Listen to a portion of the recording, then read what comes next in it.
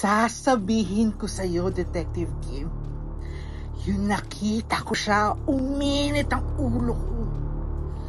Kinuha ko yung pinakamalapit na kutsilyo at ulit ko siya sinaksakan.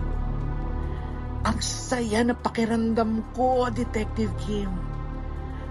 Para ako nabuhayan na makita ko yung dugo niya dumadaloy sa kamay ko.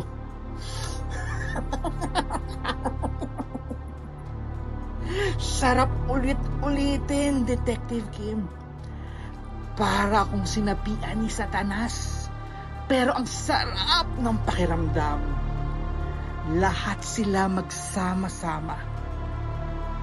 Sabi nila, baliw ako. Buwes, patay na sila. At baliw nga ako.